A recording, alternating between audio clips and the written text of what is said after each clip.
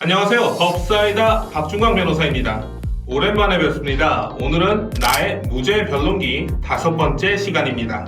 오늘은 검찰 조사에 대해서 말씀드리겠습니다. 검찰 조사와 경찰 조사의 차이점에 대해서 말씀드릴 거고요. 올해부터 검찰 조사에 대한 형사소송법이 바뀌었습니다. 그래서 앞으로 검찰 조사가 어떻게 변화할지 생각해 보겠습니다. 그리고 검찰 조사 테크닉 중에 가스라이팅을 어떻게 하는지, 그리고 이렇게 가스라이팅을 할 때 변호사가 어떻게 대응을 하는지 준강간 사건을 예로 들어서 말씀드리겠습니다.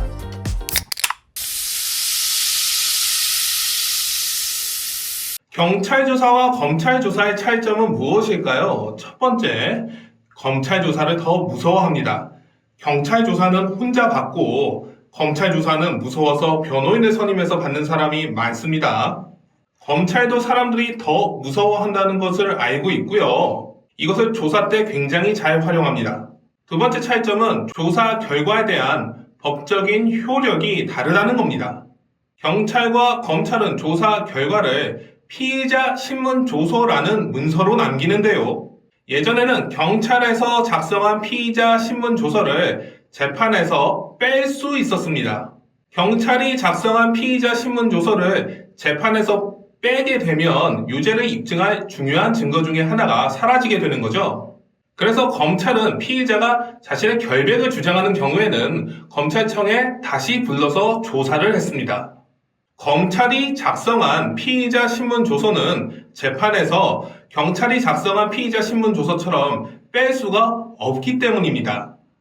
자신이 검찰에서 한 말이 재판에서 그대로 유죄의 증거로 사용되는 것이죠. 피의자의 자백이 있으면 객관적인 증거가 좀 부족해도 유죄를 입증할 수 있거든요. 그런데 객관적인 증거를 찾으려면 시간과 노력이 굉장히 많이 듭니다.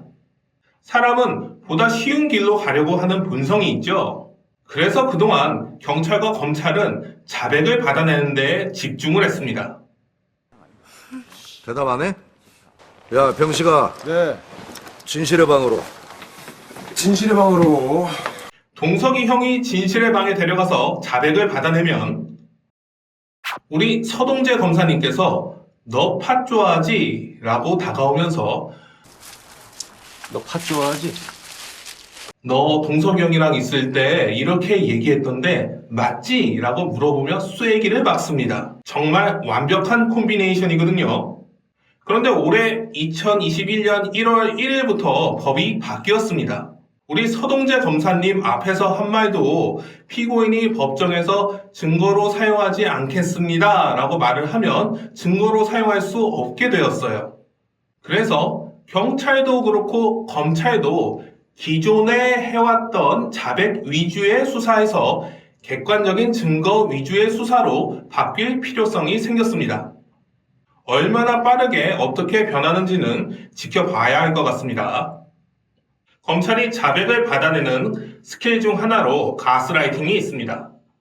가스라이팅은 상황 조작을 통해 타인의 심리나 상황을 교묘하게 조작해 스스로 의심하게 만들므로써 그 사람에 대한 정신적인 지배력을 강화하는 행위입니다. 이 준강간 사건에서 검찰이 제 의뢰인을 조사하면서 어떤 식으로 가스라이팅을 했는지 3가지 사례를 들어 설명해 드리겠습니다. 첫 번째, 모텔 가는 택시 안에서 스킨십이 있었냐라고 물어보았고요.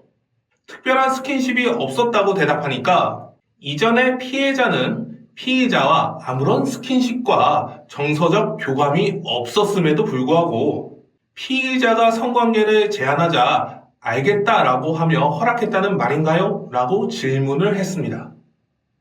기가 막히죠?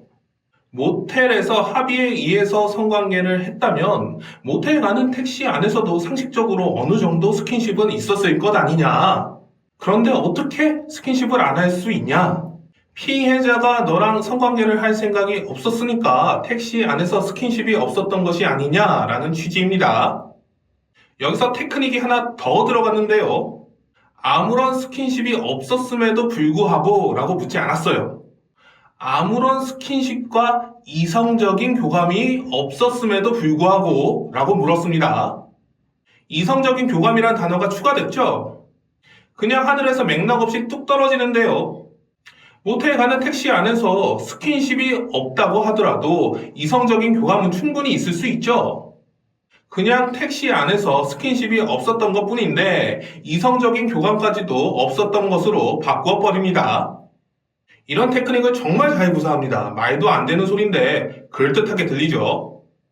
두 번째 질문은 모텔비에 대한 겁니다. 모텔비를 여자가 냈거든요.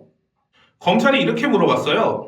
피의자의 주장에 의하면 피해자가 너랑 성관계를 맺기 위해 모텔로 이동했다는 것인데 굳이 피해자가 모텔비를 지급할 이유가 있는가요? 피해자 입장에서는 피해자가 혼자 모텔을 이용하기 위해서 모텔비를 지급한 것으로 보이는데 어떤가요? 라고 물어봤습니다. 여자가 남자와 성관계를 하기 위해서 모텔에 갔으면 여자가 모텔비를 낼 이유가 없다는 취지인데요. 말도 안 되는 소리라 굳이 제가 더 말씀드리지는 않겠습니다. 그런데 이런 말도 안 되는 질문을 검찰청에서 검사가 던지면 머리가 하얘지는 경우가 많습니다.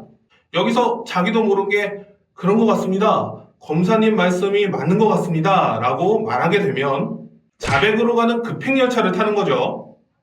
세 번째 가스라이팅은 콘돔에 대한 것이었습니다.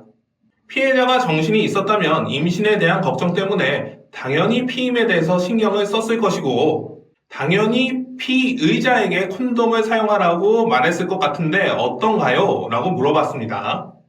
피임에 대한 걱정은 당연하죠. 하지만 그렇다고 해서 당연히 성관계를 할 때 콘돔 사용을 요구하지는 않습니다. 이때는 제가 너무 화가 나가지고 제 의견을 써달라고 했어요. 피의자와 성관계를 하고 이틀 후 피해자는 전 남자친구이자 현 남편인 아무개와 성관계를 했을 때 콘돔을 사용하지 않았습니다. 우리나라 한 해 낙태 건수가 연간 30만 건에 이르는 것을 보았을 때 콘돔 없이 성관계를 했더라도 이상한 것은 아닙니다. 라고 이제 의견을 기재해달라고 했습니다. 변호사가 동석을 하게 되면 이렇게 가스라이팅이 날아올 때 디펜스를 해줍니다. 변호사가 그냥 가만히 앉아서 무건수행을 하거나 발만 동동 구르는 경우가 있는데 그러면 안 되겠죠. 오늘은 경찰 조사와 검찰 조사의 차이점, 검찰 조사에 대해서 형사소송법이 바뀌었다는 것, 검찰이 즐겨 사용하는 가스라이팅 3가지 예와 변호사가 어떻게 대응해야 되는지를 보여드렸습니다. 오늘도 유익하셨습니까? 감사합니다. 법사이다 박준광 변호사였습니다.